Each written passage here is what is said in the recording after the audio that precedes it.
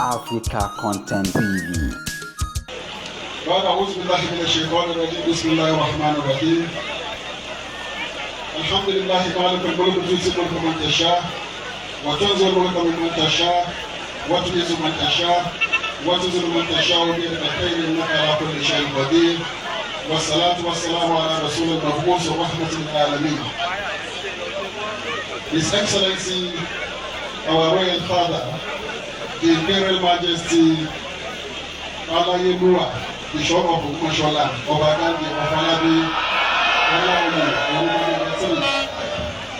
our most honorable mother, the Olori, Afolabi Olaoye, the entire show in council led by Chief S.A. Watolori, Ariabu of Ogunshola, the Imam in council, the Special Committee on Islamic Affairs led by Alhaji Abdul Gani Nyeda Owodoni, all the traditionalists here present, our distinguished Honorable Senator Alhaji Abdul Fattah Omotaya Buhari, the Council Chairman of Ogunshola Local Government, George Oguladi, all esteemed political office holders and politicians here present,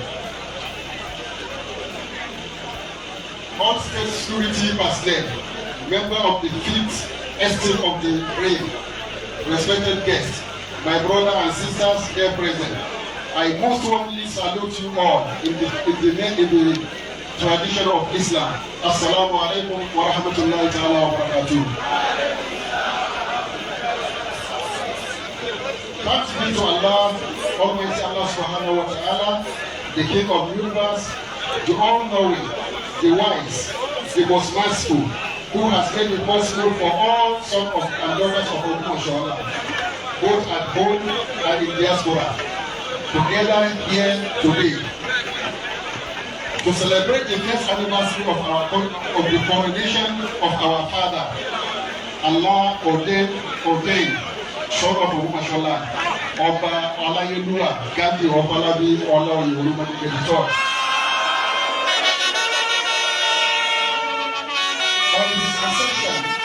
To the highly reverend throne of his 4 years of the most imperial majesty.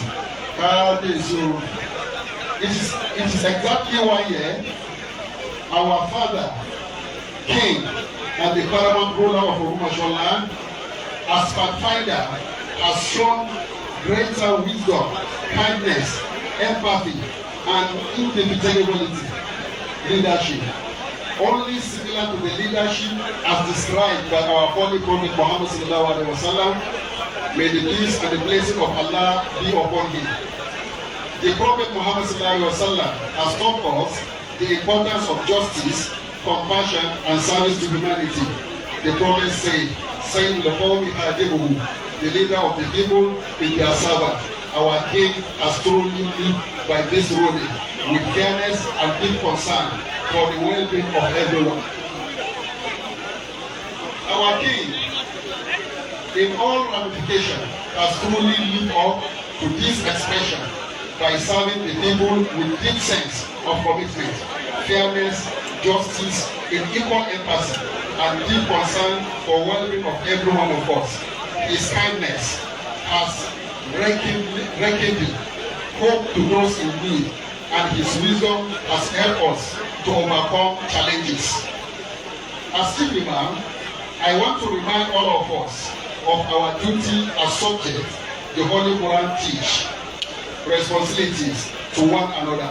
Surah 49 verse 13, Allah says, "Ya ayyuhan nasu inna khalaqnakum min dhakarin wa unsa wa ja'alnakum shu'uban wa qaba'ila lita'arafu inna akramakum indallahi atqakum inna Allaha alimul khabir." All mankind, we have created you from a male and female and made you people into tribes that ye may identify one another. Indeed, the most noble of you is in the sight of Allah. In the sight of Allah is the most righteous of you. Our unity as community depends on our shared commitment to this principle. Let us continue to support our king in his good work and indeed thereby make our society better as we live according to the teaching of Islam.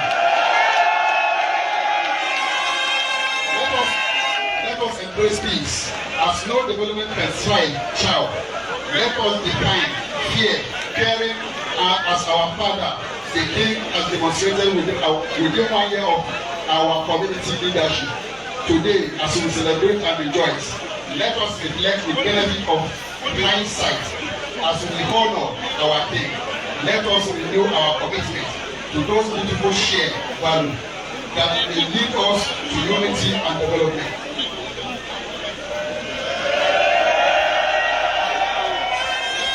Let us pray in private and in public for our king.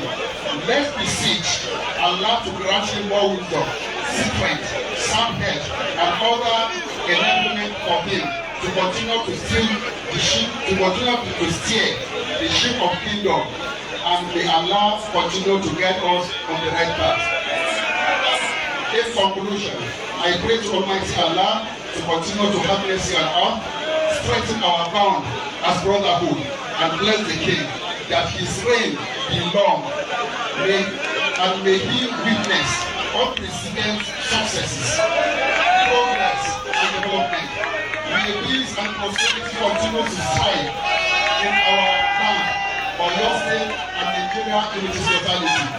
Kábíyèsí o,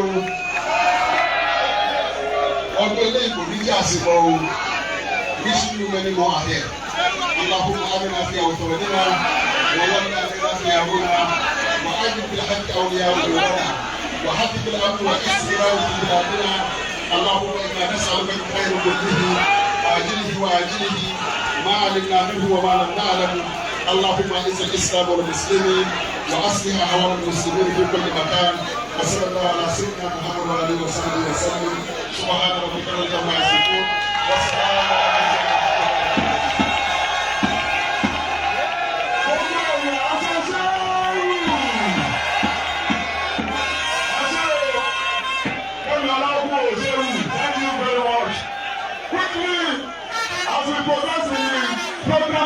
for today, we want to quickly call the royal drummers.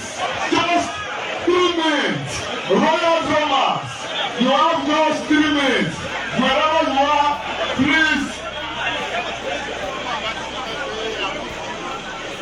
If the royal drummers are not ready, please.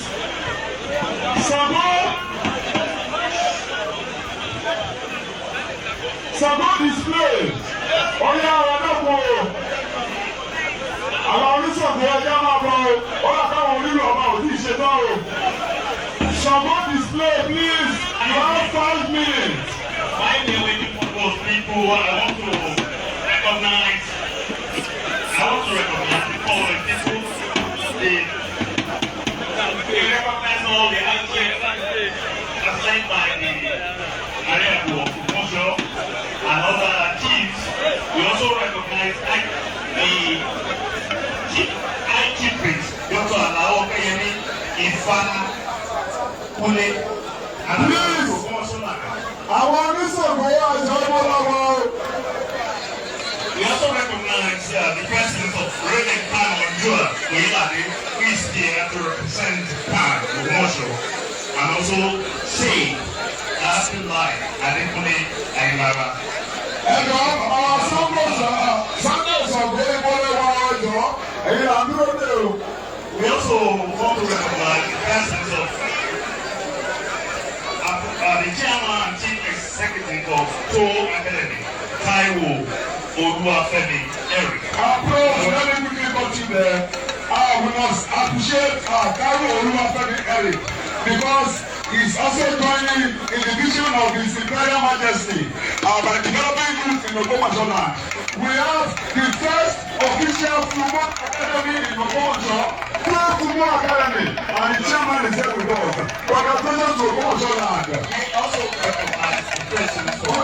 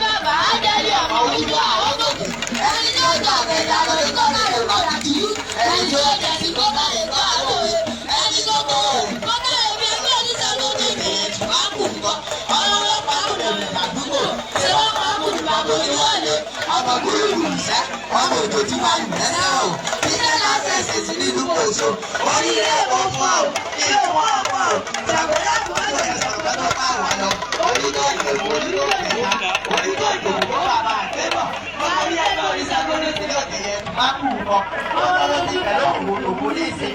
ó ti bàtà sí bẹ̀rẹ̀ ọ̀tá ọ̀sà apá àbíjọ́ òkú ní ìsìn tí ẹ wá ṣe lónìí èrè àbọ̀dá bá àná sí àwa fẹ́ẹ́ ló mọ̀ sí lẹ́yìn àgbò òdodo àwọn ìgbà tó fẹ́ràn lẹ́yìn àpọ̀ máma hàn kẹ́kọ̀ọ́ ìkéwù kéwù aráàlú láwọn akẹ́kọ̀ọ́ ìkéwù ọmọ káyé ní òwú. Ọlọ́run yóò iná bá rùn múlẹ̀ èrò ṣé bí ó ṣàwọ̀ náà bá délé ó ní bí máa yẹ kó ṣàwọ́ nígbà tó ṣòro ìgbà tó ṣòro ní ìgbà àjà ìgbà tó ṣòro ní ìgbà bínú. a ṣe fẹ́ mọ lórí aláàfin olówó ni oníire ní o àrẹ̀mọ́ ogun bá ẹ̀ kó so aṣọ́lọ́pọ̀tò ní ìrètí sálẹ̀ oníire lọ́kọ̀ orí aláàfin ọ̀hún ọkọ mi wọ́n mo bá sílé wa o wọ́n mo bá tàbí wọ́n ọkọ láyà àtọ̀ ọ̀hún ẹ̀ fi ọ́ sí é lójó tó san tó wù jẹ́ gàgà rẹ̀ báyìí ni òun olóògbé ìjọba àgùnlẹ̀ èrò ṣé bí ó ṣàwọ̀ náà bá délé ó ní bí máa yẹ kó ṣàwọ́ nígbà tó ṣòro ìgbà tó ṣòro ní ìgbà àjà ìgbà tó ṣòro ní ìgbà bínú. àti ẹgbẹ́ mi lórí aláàfin ọ̀run ó máa sọ ọmọ bí òní ilé bí òní ilé bí sọ́kọ́ aláàfin ọ̀run àpò ìdílé ìrètí láti ìrètí àgàdà ó ní kí ó dùn kí ó lórí ẹ̀yìn ilẹ̀ lọ́pàá ó yẹ wíwá pọ́pọ́ kẹ̀kí sọ́kọ́ bí ẹlẹ́dùnmáà rẹ̀ ó bá yọ sílé onílé àwọn òkàlẹ̀ àgàmú rẹ̀ ẹ̀jẹ̀ jọ bẹ̀rẹ̀ ẹ̀jẹ̀ jọ sí ìfẹ́ ìjọba ọjọ́ àdúgbò ti dàgbà wá olùkọ́ sọ́kọ́ máa kẹ̀kẹ́ ẹ̀rọ ẹ̀bí gba ìjọba yọ ẹ̀rọ ẹ̀bí gbàgbà lọ́wọ́ rẹ̀ ẹ̀rọ ẹ̀bí gba ìgbòho bí ọ̀nì ó yẹ kó tàbí òní ó yẹ wèlé bí òní gbàgbà gbèsè ìkúlẹ̀ bí òkúlẹ̀kú tàbí òní sí dáyé ọ̀la dáyé ọ̀rọ̀ ìjọba dáyé ọ̀la sọ ẹ̀ gbogbo wa kó inú lé ọ̀ọ́dẹ̀ dáwọ́lé kó ní àgbẹ̀ ọ̀ọ́dẹ̀ dáwọ́lé ọ̀yìn ní yìí àyẹ̀fẹ̀ẹ́fà mo ní káwé yóò fẹ́ yá káyé ìsọdọ̀ wa sì yọ sọ̀rọ̀ lọ́kùnrin wa ìfọ̀ bọ̀yà múlẹ́múlẹ́ ọ̀rẹ́ àbọ̀yà múlẹ̀tẹ̀ ẹ̀ka àdúrà bọ̀dà kùtẹ́kùtẹ́ ẹ̀ka àti wa pẹ̀lú kóòtù ilé ẹ̀ka ìyàwó abẹ́rẹ́ ọ̀hún àwọn ẹni tó bẹ̀rẹ̀ yàrá ní kọ́lá ìwé àkùjú ẹni tó bẹ̀rẹ̀ kó bá rẹ̀ gbà ó yẹ. káyé ní òwú olóòjó ìjọba ògùnlẹ̀ èrò sẹ́bí ó sẹ́wọ́n dọ̀kọ́ dé.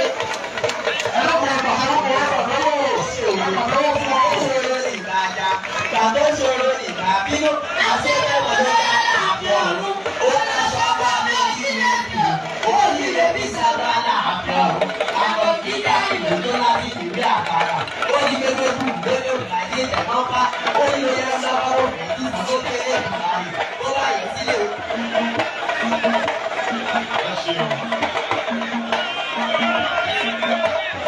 It's now time to execute the public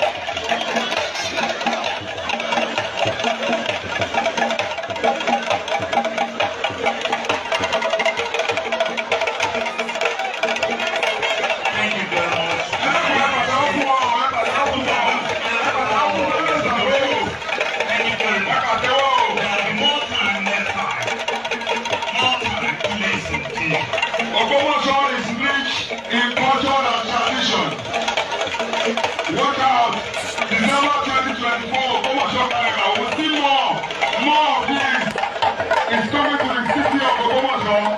Ẹ ṣé o. Ẹ ṣé àdúgbò o. Gbogbo oníṣòwò onílù Ògbómọ̀ṣọ́ ẹ ṣé àdúgbò ẹ ṣé o.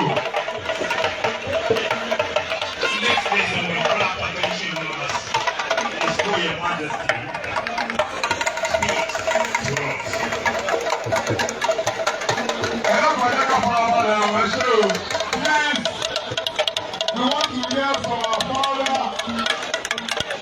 Before we go into the kickoff of today's game, we want to hear from our father, the Shah of Ògbómọ̀ṣọ́ land, Ọba Ghandi Afọlábí Ọláoyè Olúmọdé Kẹ̀kẹ́ yá ṣe kábíyèsí o. Prof. Ọba Bínísà, ẹ káàsán o. Ẹ káàsán o lápá òsì, ẹ káàsán o ní apá ọ̀tún mi o. Àpèjúpẹ́ wà níwájú mi, ẹ káàsán o. Ṣé ń gbọ́ mi? Inú mi dùn gidigidi gan lọ́jọ́ yìí tí à ń ṣe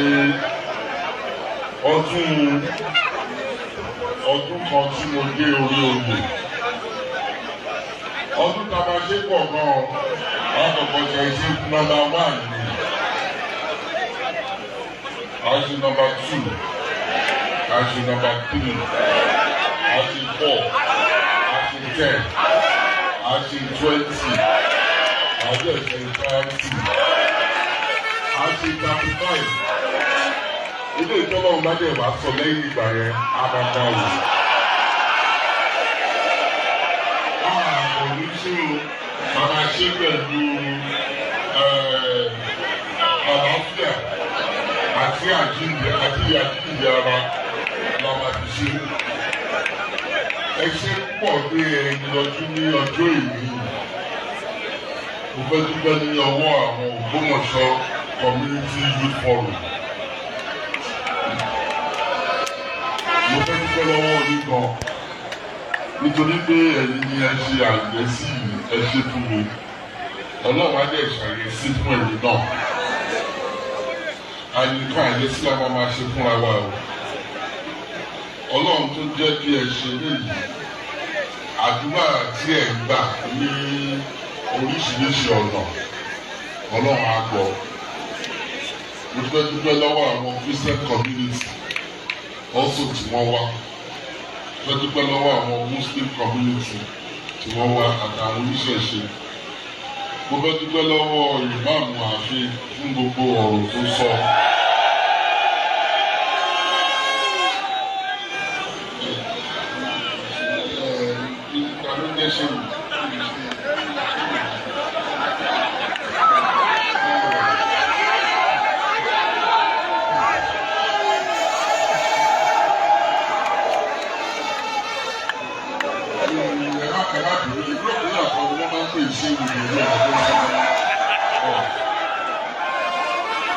Àti ẹni tí ìmáàmù tó yẹ wá sí. Ilé ìtọ́pẹ́ ṣe yìí is the first edition and I want you to know it will not be the last edition. Ní agbára Ọlọ́run, wọ́n á dúpẹ́ lọ́wọ́ gbogbo yín. A dúpẹ́ lọ́wọ́ àwọn tí wọ́n máa gbá bọ́ọ̀lù yìí. Mo fẹ́ kí ẹ fi tọkàntọkàn bá. Mo fẹ́ kí ẹ fi ṣe àyẹ́sí ibi tẹ́ bá ti wá. Nítorí ẹni tí ó bá borí, ó máa gba ẹ̀bùn tó dá.